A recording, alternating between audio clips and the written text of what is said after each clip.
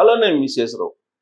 మనకి ఇక్కడ కనిపిస్తుంది అమెరికా అధ్యక్షుడు ట్రంప్, ఇటువైపు ఎలన్ మస్క్, ఇటువైపు రీసెంట్గానే FBI డైరెక్టర్గా ఛార్జ్ తీసుకున్నటువంటి కశ్యప్. వీళ్ళు ఒకళ్ళు రైట్ హ్యాండ్, ఇంకొకళ్ళు లెఫ్ట్ హ్యాండ్ ట్రంప్కి. అక్కడ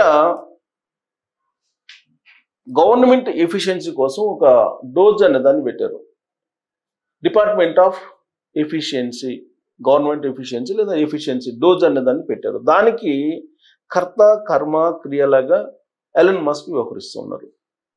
ఆయన 20 లక్షల మంది ఉద్యోగుల మీద ఇప్పుడు రైడ్ చేస్తున్నారు. ప్రభుత్వ ఫెడరల్ ఉద్యోగుల మీద రైడ్ చేస్తున్నారు. ఇప్పటికే దాదాపు 2 లక్షల మందిని ఇంటికి పంపించేటువంటి ప్రయత్నం చేసి సక్సెస్ అయ్యారు అని చెప్పి ఎలన్ మస్క్ మీద ఒక ఉన్నటువంటి గుడ్ ఒపీనియన్ ఎవరికి? ట్రంప్కి. ట్రంప్ ఏరికోరి ఎలన్ మస్క్ని దగ్గరకు తీసుకున్నారు. దగ్గర తీసుకుంటే ఎలన్ మస్క్ చాలా స్పీడ్గా అమెరికా రూలింగ్లో అడుగులు వేస్తున్నాడు. ఒక్కోసారి అది ట్రంప్కి కూడా పునరాలోచనలో పడేలాగా చేస్తుందని చెప్పి అమెరికన్స్లో ఉన్నటువంటి టాక్. ఇప్పుడు తాజాగా గత వారం రోజుల నుంచి మీరేం చేశారో మాకు తెలియజేయండి అని చెప్పి మెయిల్స్ పంపించాడు ప్రభుత్వ ఉద్యోగులందరికీ కూడా ఎలన్ మస్క్. అంటే ఎవరైతే ఎఫిషియెంట్గా పనిచేయరో వాళ్ళందరినీ ఇంటికి పంపించడానికి సిద్ధపడ్డారు ఎలన్ మస్క్. అమెరికా అధ్యక్షుడిగా ట్రంప్ ప్రమాణ స్వీకారం చేసిన తర్వాత తీసుకున్నటువంటి నిర్ణయం ఏంటంటే 8 నెలల పాటు ముందుగానే జీతం ఇచ్చేస్తాం, మీరు వెళ్ళిపోండి ఇంటికి అని చెప్పి, ఉద్యోగంలో వదిలిపెట్టి వెళ్ళిపోండి అని చెప్పేసి ఒక హుకుం జారీ చేశారు, ఎగ్జిక్యూటివ్ ఆర్డర్ జారీ చేశారు. దానికి కొంతమంది అంగీకరించి వెళ్ళిపోయారు. ఒకవేళ అంగీకరించకపోయినా కానీ బయటకు గెంటేస్తాము అని చెప్పి చెప్పారు. అందుకే కొంతమంది అంగీకరించి వెళ్ళిపోయారు. జస్ట్ విఆర్ఎస్ లాంటిది అనమాట, మనకి విఆర్ఎస్ లాంటిది. మరి కొంతమంది ఇంకా వెళ్ళలేదు. టోటల్గా ఒక 20 లక్షల మంది ప్రభుత్వ ఉద్యోగులు, దాంట్లో కనీసం 2 లక్షల మందినన్నా ఇమీడియట్గా పంపించాలి అనేది ఎలన్ మస్క్ యొక్క టార్గెట్. ఇప్పుడు అందరికి 20 లక్షల మందికి ఒక మెయిల్ పంపించారు. ఇప్పుడు అదే అమెరికా ప్రభుత్వ ఉద్యోగుల్లో ఉన్నటువంటి ఒక పెద్ద చర్చనీయాంశం. ఆ మెయిల్ సారాంశం ఏంటంటే, గత వారం రోజుల నుంచి మీరు ఏం చేశారు నాకు రిపోర్ట్ చేయండి అని చెప్పి ఒక 5 పాయింట్లు మెన్షన్ చేస్తూ, ఈ 5 పాయింట్లకి మీరు సమాధానం ఇవ్వండి 5 పాయింట్స్లో అని చెప్పి ఆయన ఒక మెయిల్ పంపించారనేది ఇప్పుడు అమెరికా వ్యాప్తంగా, ప్రపంచవ్యాప్తంగా కూడా దీని మీద చర్చ జరుగుతుంది. ఎవరైతే ఈ 5 పాయింట్స్కి రిప్లై ఇవ్వరో ఆటోమేటిక్గా వాళ్ళు రిమూవ్ అయిపోయినట్టే లెక్కేసుకోండి అని చెప్పి ఎలన్ మస్క్ చెప్పేశారు. అంటే ప్రభుత్వ ఉద్యోగులు అందరూ కూడా. అందుకే ప్రభుత్వ ఉద్యోగ సంఘాలు, అక్కడ ఉండేటువంటి ఫెడరల్ సిస్టంలో ఉండేటువంటి ప్రభుత్వ ఉద్యోగుల సంఘాలు వాళ్ళందరూ ఇప్పుడు తిరగబడ్డారు. ఎలన్ మస్క్ మీద, ట్రంప్ మీద తిరగబడ్డారు. తిరగబడి మమ్మల్నే గత వారం ఏం చేశారని చెప్పి మీరు అడుగుతారా, మేము ఇవ్వాలా మీకు మెయిల్స్కి రిప్లై అనేటువంటి యాంగిల్లో వాళ్ళు ఇప్పుడు రివర్స్ అయ్యారు. వాళ్ళు రివర్స్ కావడంతో పాటు ట్రంప్కి అత్యంత సన్నిహితుడిగా ఉన్నటువంటి FBI, federal bureau of investigation, America federal bureau of investigation అంటే చాలా పవర్ఫుల్. దానికి డైరెక్టర్గా బాధ్యతలు స్వీకరించినటువంటి కశ్యప్ పటేల్, గుజరాత్ మూలాలు ఉన్నటువంటి ఆయన, భగవద్గీత మీద ప్రమాణం చేసి బాధ్యతలు తీసుకున్నాడు కశ్యప్ పటేల్. అందుకే భారతీయులందరూ ఆయన వైపు చూశారు. ఎవరు ఈ కశ్యప్ పటేల్?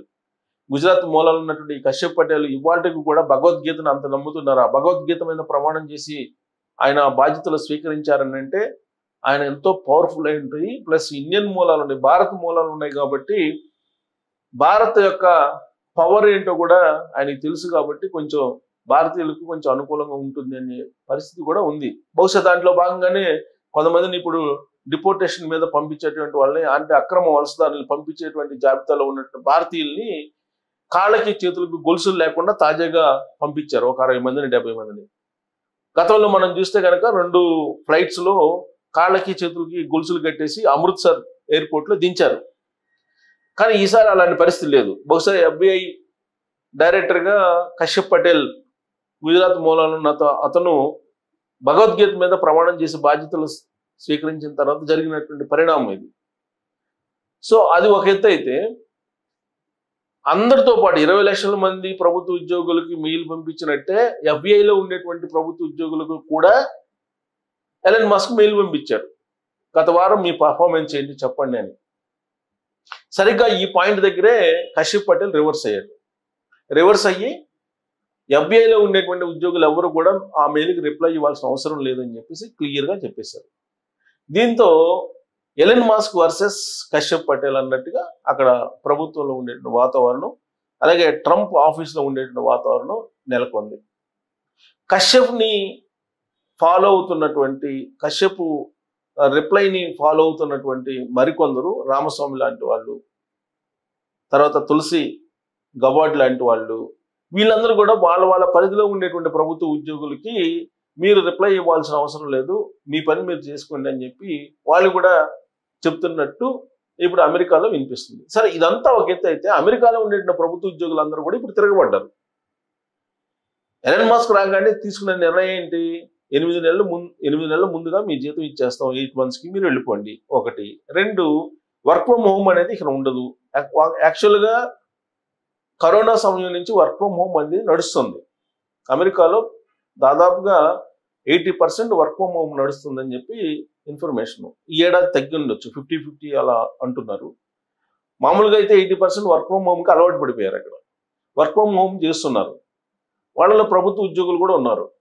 ప్రభుత్వ ఉద్యోగులు ఎవ్వరు కూడా వర్క్ ఫ్రమ్ హోమ్కి అనుమతించబడదు, ఖచ్చితంగా ఆఫీసులకు రావాల్సిందే అనేది ఎలన్ మస్క్ ఒక ఆర్డర్ పాస్ చేశారు, ఎగ్జిక్యూటివ్ ఆర్డర్ పాస్ చేసేసారు. ట్రంప్ చేత ఎగ్జిక్యూటివ్ ఆర్డర్ పాస్ చేయించేశారు. దాంతో ఆఫీసులకు రావడానికి సిద్ధపడ్డారు ప్రభుత్వ ఉద్యోగులు. కానీ efficiency of government department of efficiency ఏదైతే ఉందో అది ఉద్యోగుల్లో కోత పెట్టాలి. ఒకవేళ కోత పెట్టకపోతే ప్రభుత్వానికి భారంగా మారిపోయారు ప్రభుత్వ ఉద్యోగులు అనేటువంటి భావంతో ఇప్పుడు ట్రంప్ ప్రభుత్వం ఉంది. వాళ్ళ నుంచి సమర్థవంతమైనటువంటి పని రావట్లేదు, కానీ శాలరీస్ మాత్రం భారీగా ఇవ్వాల్సి వస్తుంది, శాలరీస్తో పాటు బెనిఫిట్స్ కలిగించాల్సి వస్తుంది. ఇదంతా కూడా ప్రభుత్వానికి భారంగా మారింది. కాబట్టి ఈ భారాన్ని తగ్గించుకోవాలంటే ఉద్యోగులందరినీ ఇంటికి పంపించేసేయాలి అనేటువంటి నిర్ణయం తీసుకుని ఉద్యోగులను ఇంటికి పంపించడానికి సిద్ధపడ్డాడు ఎలన్ మస్క్. దానికి అంగీకరించాడు ట్రంప్. అదే జరుగుతుంది. భారీగా కొన్ని లక్షల మంది ఉద్యోగులని తీసేసి కార్యక్రమం చేస్తున్నాడు ఎలన్ మస్క్. ఆయన సొంత కంపెనీలో కూడా ఇప్పుడు ఎక్స్ ట్విట్టర్ కంపెనీలో కానీ, లేదంటే టెస్లాలో కానీ, ఇక్కడ కూడా ఆయన సొంత కంపెనీ కాబట్టి ఆయన ఆల్మోస్ట్ చాలా మందికి లే ఆఫ్ ఇచ్చేసారు. ఇప్పుడు అమెరికా ప్రభుత్వంలో కూడా అలాంటిదే చేస్తూ ఉన్నాడు.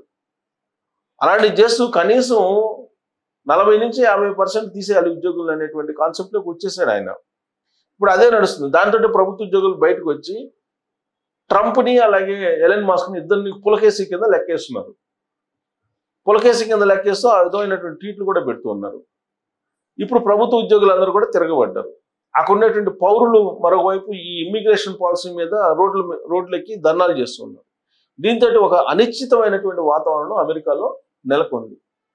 ఎఫ్బిఐకి సంబంధించినటువంటి డైరెక్టర్ కశ్యప్ కూడా ఎలన్ మస్క్ సంబంధించినటువంటి మెయిల్స్కి రిప్లై చేయాల్సిన అవసరం లేదని చెప్పి చెప్పడంతో ప్రభుత్వంలోనే అంతర్గత యుద్ధం స్టార్ట్ అయింది ట్రంప్ ప్రభుత్వంలోనే. మరి ఇది ఎటువైపు దారి తీసేటువంటి అవకాశం ఉంది అనే దాని మీద మీరు మీ అభిప్రాయాన్ని తెలియజేయచ్చు. Thank you very much.